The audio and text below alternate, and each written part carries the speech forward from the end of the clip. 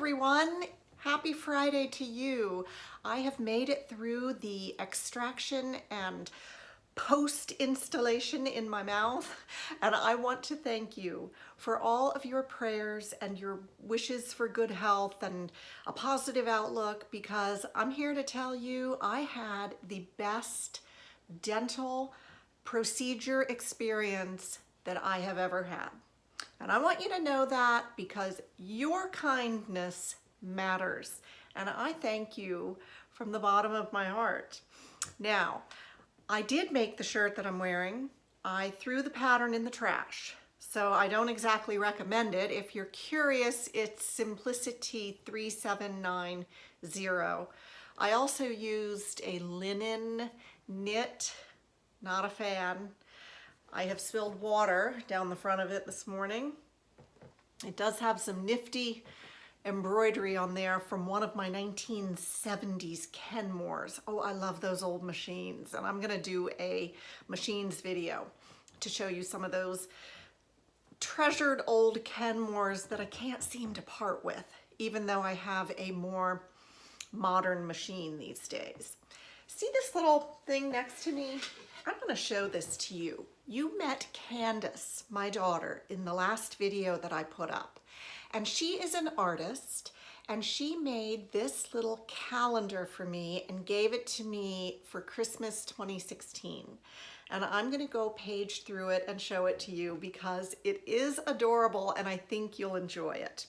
Other than that, I'm not doing any sewing. Productivity is a bit down, but I hope to remedy that and get back to it. Thanks again for all of your wonderful comments. Stay tuned for this cute calendar.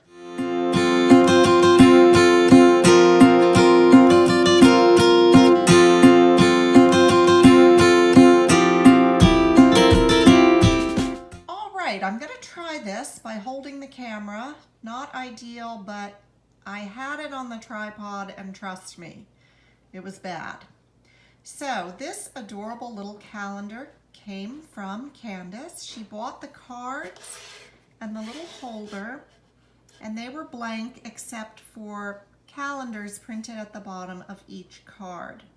So she decided to feature all kinds of vintage patterns for me. So let's go. This is January, and you can see their beautiful coats and hats. I would guess this vintage to be about the late 50s, and that pattern, it looks like, cost $1, so that was pricey. Of course, it was Vogue.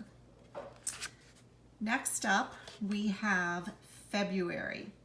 Now, Candace told me that she started this calendar using markers, plain old markers, and then she switched to watercolor markers, and they're a lot more challenging because, you know, watercolor spreads and doesn't stay within the lines.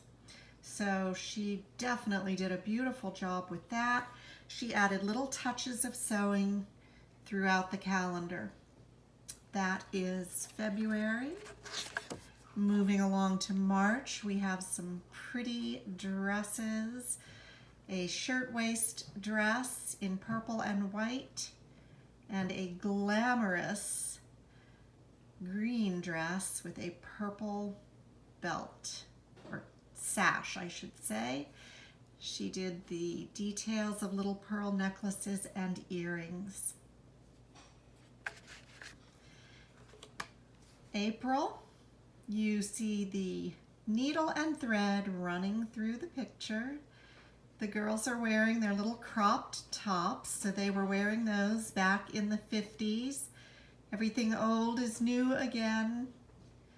April, when it's starting to warm up outside and we get to pull out our spring and summer clothing. That is a happy time.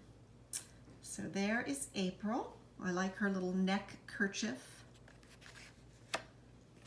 May has some pretty buttons scattered through it, and the girls are wearing their spring dresses. This looks like the much fabled walkaway dress that so many people have sewn beautifully. And I understand that that dress is not as easy to fit as it might seem.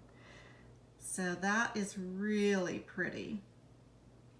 And she has her basket of flowers, May flowers. June, beautiful dresses and an apron. Do you think our moms dressed like this when they threw little cocktail and hors d'oeuvres parties? Everyone just looked smashing, didn't they? And those skirts, we know they have full slips and crinolines under them to make them stand out like that. One size, 35 cents. July, we're having fun in the sun. That swimsuit on the right is a bit questionable. She has giant puffs of fabric at her hips. Don't know too many women who would embrace that style choice. However, the swimsuits all had darts and nice fitting. A lot of them were really flattering.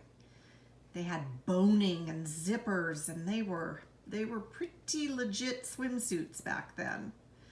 So there they are at the beach, having a great time with their little scarves in their hair. And now we've moved into August. Beautiful clothes.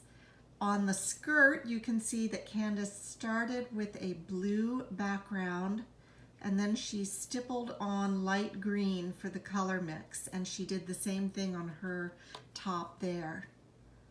And they have little ties at the shoulder, which I still love that look to this day. That is August. September, we have beautiful evening gowns. Any one of those, I believe, could be worn present day. If you've got any red carpet events coming up, you could sew one of these and look like $1,000,000. Beautiful colors. That is September's edition. October, we have moved up to the 1960s, as you can see by the little pillbox hats, the slimmer silhouette, the white gloves. They always had their gloves. And 65 cents for the pattern in a size 12, which was teeny tiny. I think that a size 12 is like a size 6 now. So cute. That is October. November, we have a pair of gorgeous coat dresses. I love the color shadings that Candace was able to get here on these dresses. Gorgeous. And beautiful details on the cuffs, the belts, the buttons, the hat. November. And a little line of stitching all around the picture. And finally, December has a really pretty party dress, Christmas colors. Again, the beautiful shading on the skirt. And she has on a necklace and a clutch, and that's all you need with a dress like that. Full crinoline underneath there, no doubt. So, this was a very special gift for me. I will be having it matted and framed and put up in my sewing room for sure. Thank you all for watching. You are the greatest viewers, and I love you all, and I am wishing you a wonderful weekend. Let's talk soon. Bye.